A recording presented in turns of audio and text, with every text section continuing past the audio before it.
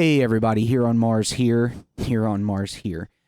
This video goes out to all my friends on X who I've been talking to about bass stuff.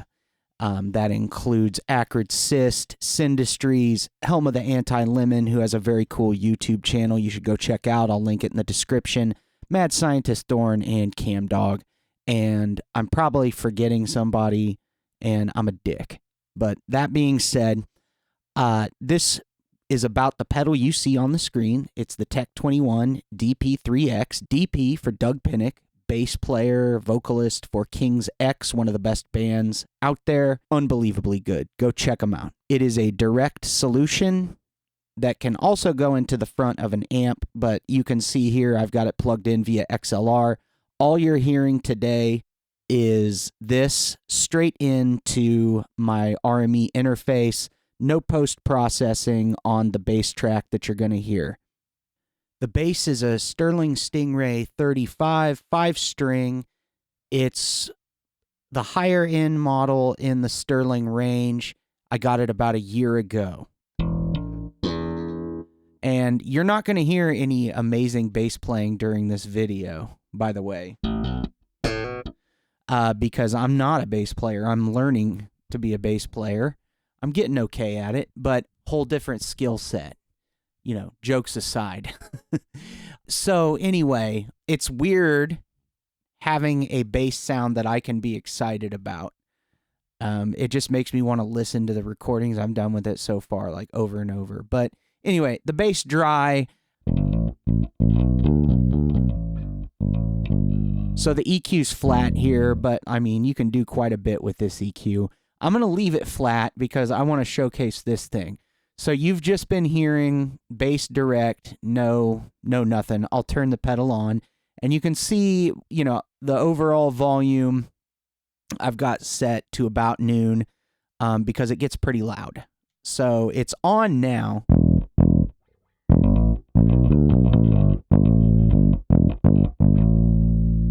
And it's very standard, high, mid, low, and then it's got this compression dial. I'll back the compression all the way off. So you can see I lost quite a bit of level there. So there's a couple things I can do for that. I can either turn the volume up, which doesn't do a whole hell of a lot. I also have this gain switch here, which you can press that, and it's going to give you a considerable volume boost.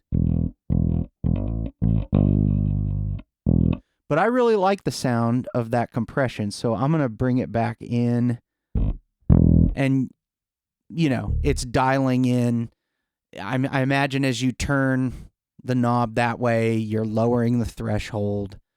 It's probably a fixed ratio. You're lowering the threshold and increasing the output gain of whatever the compressor circuit is. I have such a love-hate relationship with guitar and bass pedal compressors because I'm a studio guy. I like compressors with, like, you know, ratio, threshold, attack, release. I don't like these one knob things that they kind of just make it louder. But this one's pretty good. I'm not gonna complain about this one. In fact, I always have it turned up at least to about 3 o'clock. And I'm definitely having to monitor my inputs here to make sure I'm not going too overboard.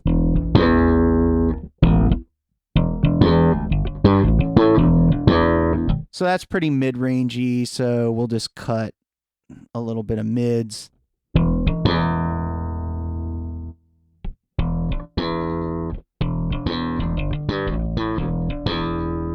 EQ, all the knobs. You don't have to do a lot. So I mean, this is probably going to be unlistenable. I mean, it's all just gone there. So yeah, very cool pedal. I'm going to kick the gain back in because it will overdrive a little bit just on this basic setting here.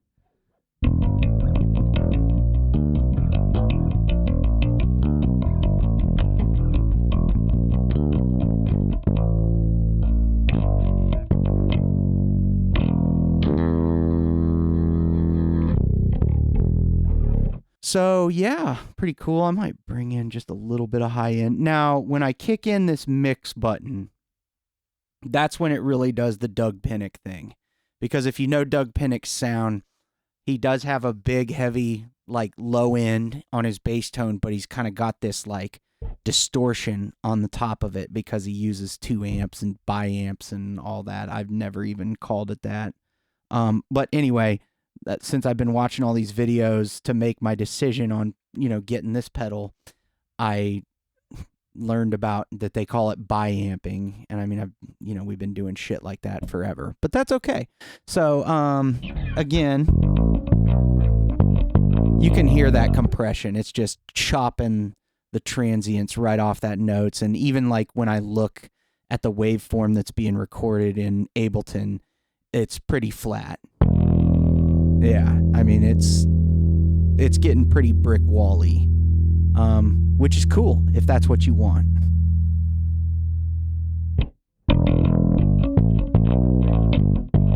Yeah, because for these guitar and bass compressor pedals, when I turn compression down, I expect it to get louder because you're not compressing it, but there's more than just this is like one knob does it all. So anyway, get used to it, Randy. Shut up. So let's kick on the mix. And I don't know how this is going to sound. I feel like you would think that you could use this as like a 2-channel thing, and that may be possible, but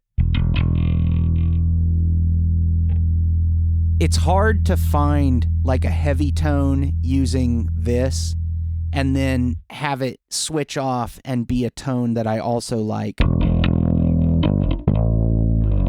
with the without the distortion on, just the regular DI function.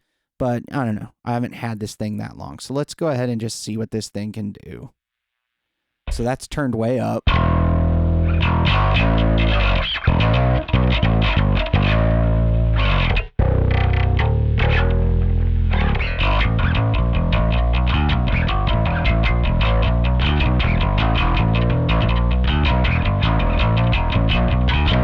Grip the wheel. So couple things going on here. Drive is, of course, the overall amount of distortion. Chunk is like the high end on top of it. So if I kill the chunk all the way and leave the drive dimed, I mean, all the high end just goes away. So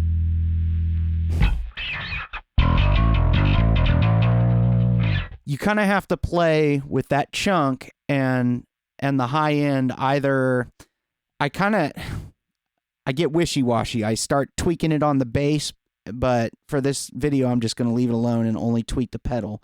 But yeah, the high end can get super harsh on this thing. Like, just for example. And that's kind of starting to stab my eardrums out. So if you like the harmonic content that gets introduced by bringing the chunk up, but it starts getting too ear-piercy, just bring the high end down.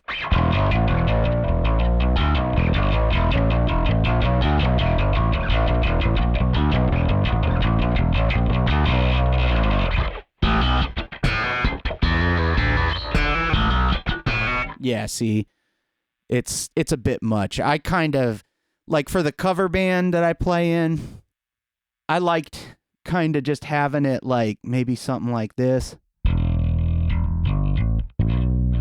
That kind of sounds like a classic Sans amp bass driver to me.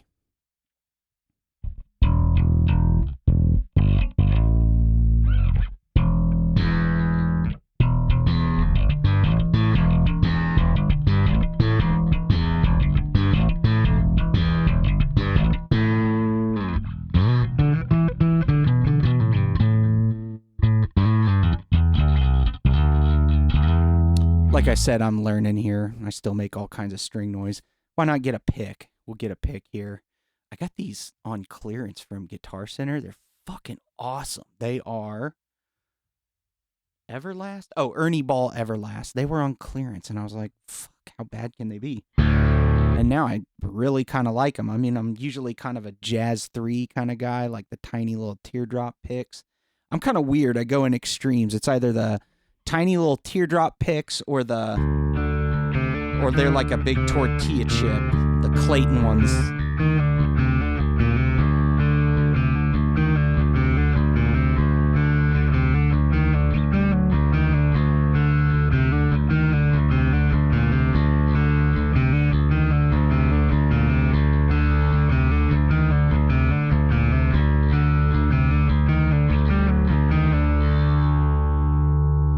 Some high end if I want to go for that guy.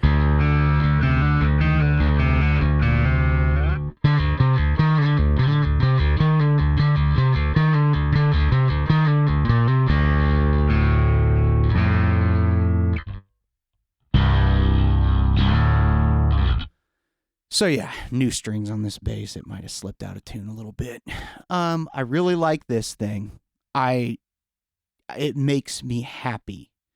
Whereas everything else I've ever had, bass-wise, was a complete compromise just to get some low end and get some bass guitar on a recording. I mean, like a really crappy little Ibanez bass. Though me and my buddy Scott, shout out to Scott, end of story, we got it sounding pretty good using some different plugins and stuff I had.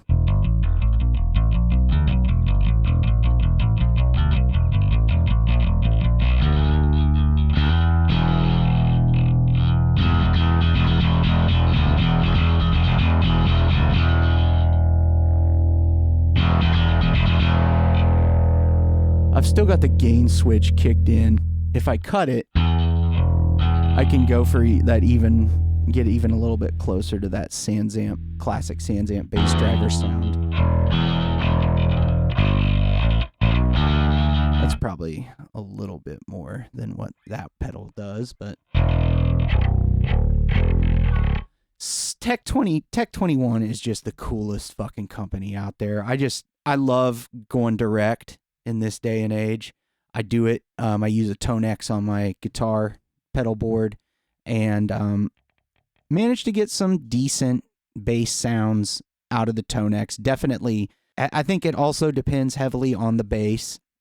This bass sounds very distinctive, like a Stingray, obviously, and any bass player will be like, yeah, duh. So I kind of want to get a P bass at some point and be able to use this with it too.